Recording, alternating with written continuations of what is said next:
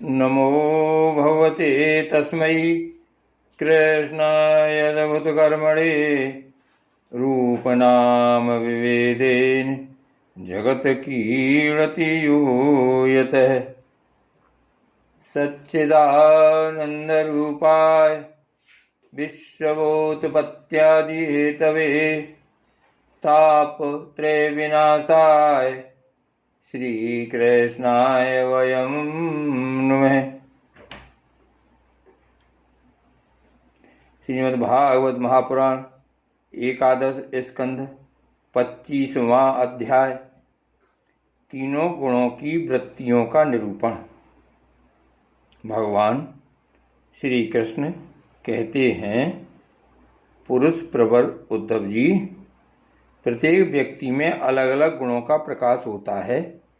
उनके कारण प्राणियों के स्वभाव में भी भेद हो जाता है।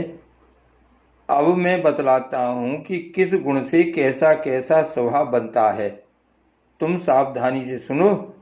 सतगुण की वृत्तियाँ हैं सम, मन संयम, दम, इंद्रिय निग्रह, तितिक्षा, सहिष्णुता, विवेक, तप, सत्य, दया, स्मृति, संतोष, त्याग, विषयों के प्रति अनिच्छा, श्रद्धा, लज्जा, पाप करने में स्वाभाविक संकोच, आत्मरति, दान, विनय और सरलता आदि। रजोगुण की वृत्तियां हैं इच्छा, प्रयत्न, घमंड, तृष्णा, असंतोष, ऐंठ या अकड़, देवताओं से धन आदि की याचना, भेद बुद्धि, विषय भोग, युद्धादि के लिए मद जनित उत्साह, अपने यश में प्रेम, हास्य, पराक्रम और हठपूर्वक उद्योग करना आदि। तमोगुण की वृत्तियां हैं क्रोध, असहिष्णुता, लोभ, मिथ्या भाषण, हिंसा, याचना, पाषंड, श्रम, कलह, शोक, मोह, विषाद, दीनता, निंद्रा, आशा, भय और अकर्मणता आदि।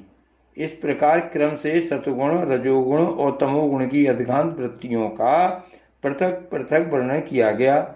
अब उनके मेल से होने वाली वृत्तियों का वर्णन सुनो।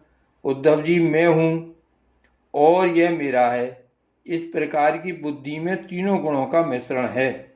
जिन मन, शब्दादि विषय, इंद्रियों, प्राणों के कारण पूर्वोक्त वृत्तियों का उदय होता है, वे सब के सब सात्विक, राजस और तामस हैं।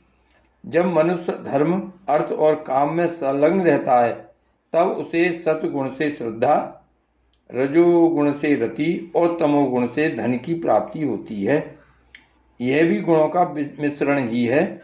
जिस समय मनुष्य सकाम कर्म, गृहस्थाश्रम और स्वधर्माचरण में अधिक प्रीति रखता है, उस समय भी उसमें तीनों गुणों का मेल ही समझना चाहिए। मानसिक शांति और जितेंद्रियता आदि गुणों से सतगुणी पुरुष की, कामना आदि से रजोगुणी पुरुष की और क्रोध, हिंसा आदि से तमोगुणी पुरुष की पहचान करे। पुरुष को चाहे स्त्री, पुरुष हो चाहे स्त्री, जब वह निष्काम होकर अपने नित्य नैमित्तिक कर्मों द्वारा मेरी आराधना करे, तब उसे सद्गुणी जानना चाहिए। सकाम भाव से अपने कर्मों के द्वारा मेरा भजन पूजन करने वाला रजोगुणी है, और जो अपने शत्रु की मृत्यु आदि के लिए मेरा भजन पूजन करे, उसे तमोगुणी समझना चाहिए। सत्व, रज और तम, इन तीनों गुणों का कारण जीव का चित्त है। उनसे मेरा कोई संबंध नहीं है। इन्हीं गुणों के द्वारा जीव शरीर अथवा धन आदि में आसक्त होकर बंधन में पड़ जाता है। सत्व गुण प्रकाशक, निर्मल और शांत है। जिस समय वह रजोगुण और तमोगुण को दबाकर बढ़ता है, उस समय पुरुष सुख, धर्म और ज्ञान आदि का भाजन हो जाता है। रजोगुण भेद बुद्धि का कारण है। उसका स्वभाव है आसक्ति और प्रवृत्ति। जिस समय तमोगुण और सतगुण को दबाकर रजोगुण बढ़ता है, उस समय मनुष्य दुख, कर्म, यश और लक्ष्मी से संपन्न होता है। तमोगुण का स्वरूप है अज्ञान। उसका स्वभाव है आलस और बुद्धि की मूलता। जब वह बढ़कर सतगुण और रजोगुण को दबा देता है, तब प्राणी तरह तरह की आशाएं करता है, शोक मोह में पड़ जाता है, हिंसा करने लगता है अथवा निंद्रा आलस के वशीभूत होकर पड़ जाता है। निंद्रा आलस के वशीभूत होकर पड़ रहता है। जब चित्त प्रसन्न हो, इंद्रियां शांत हो, देह निर्भय हो और मन में आसक्ति न हो, तब सतगुण की वृद्धि समझनी चाहिए। सतगुण मेरी प्राप्ति का साधन है। जब काम करते करते जीव की बुद्धि चंचल, ज्ञानेंद्रियां असंतुष्ट, कर्मेंद्रियां बेकार युक्त, मन भ्रांत और शरीर अस्वस्थ हो जाए, तब समझना चाहिए कि रजोगुण जोर पकड़ रहा है। जब चित्त ज्ञानेंद्रियों के द्वारा शब्दादि विषयों को ठीक ठीक समझने में असमर्थ हो जाए और खिन्न होकर लीन होने लगे, मन सूना सा हो जाए तथा अज्ञान और विषाद की वृद्धि हो, तब समझना चाहिए कि तमोगुण वृद्धि पर है। उद्धव जी, सतगुण के बढ़ने पर देवताओं का, रजोगुण के बढ़ने पर असुरों का और तमोगुण के बढ़ने पर राक्षसों का बल बढ़ जाता है। वृत्तियों में भी क्रमशः सत्वादी गुणों की अधिकता होने पर देवत्व, असुरत्व और राक्षसत्व प्रधान निर्वृत्ति, प्रवृत्ति अथवा मोह की प्रधानता हो जाती है। सत्वगुण से जागृत अवस्था, रजोगुण से स्वप्नावस्था और तमोगुण से सुषुप्ति अवस्था होती है। तुरीय इन तीनों में एक सा व्याप्त रहता है, वही शुद्ध और एक रस आत्मा है। वेदों के अभ्यास में तत्पर ब्राह्मण सत्वगुण के द्वारा उत्तरोत्तर ऊपर के लोकों में जाते हैं। तमोगुण से जीवों को वृक्षादि पर्यंत अधोगति प्राप्त होती है और रजोगुण से मनुष्य शरीर मिलता है। जिसकी मृत्यु सत्वगुणों की वृद्धि के समय होती है, उसे स्वर्ग की प्राप्ति होती है।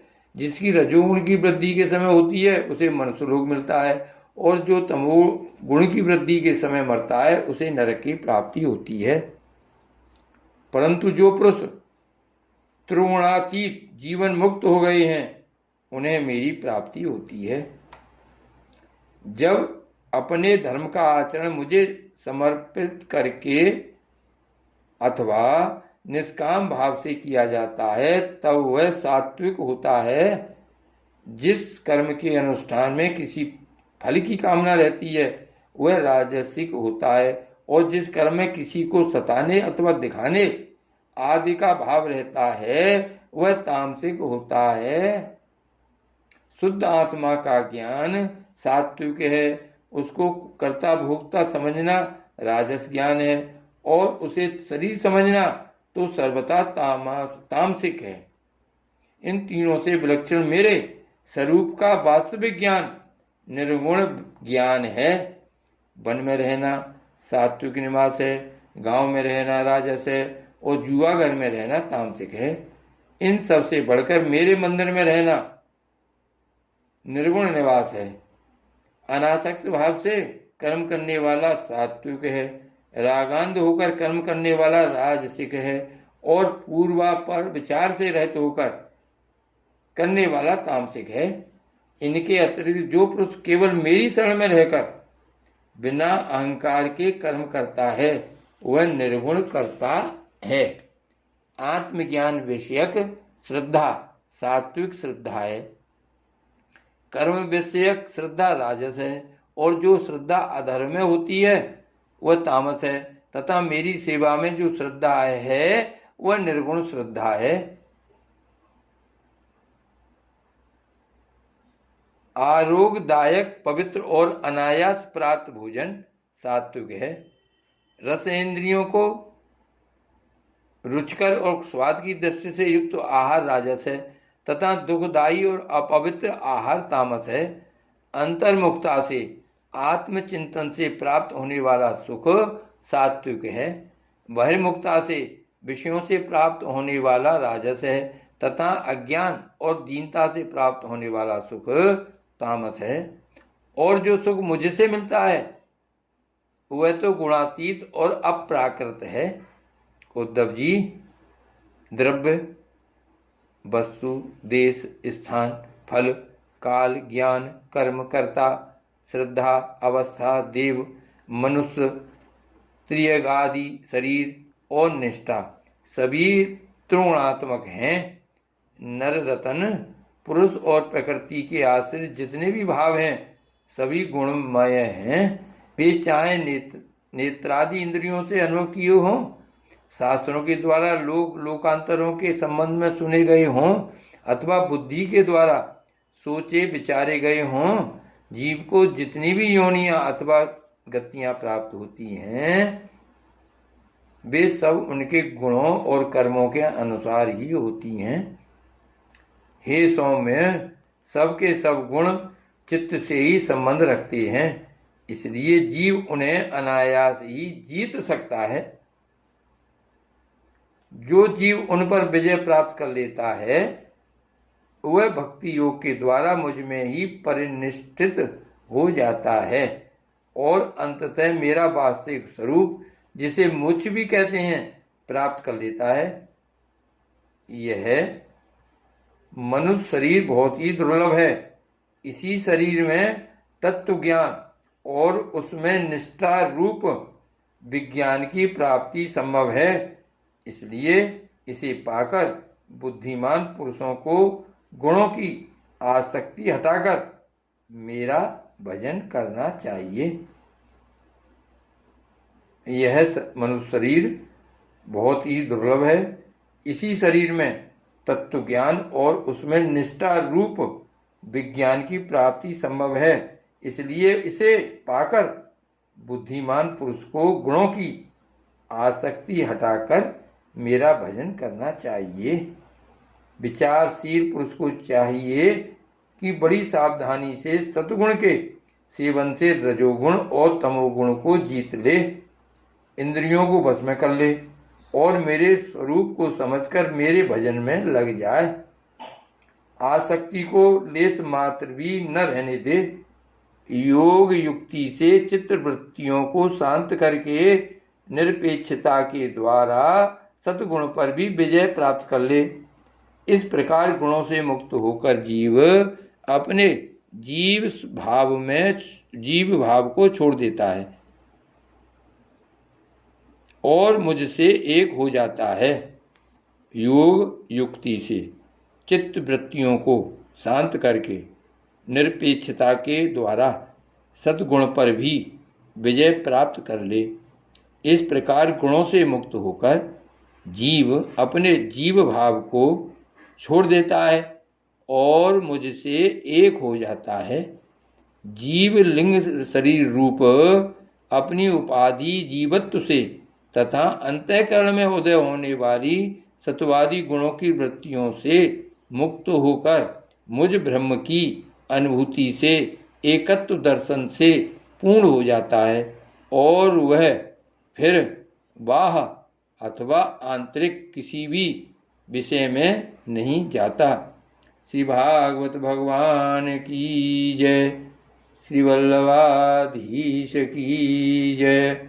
श्री गोवर्धननाथ की जय। श्री श्याम स्वरूप यमुने महारानी की जय। जय जय श्री गोकुलेश।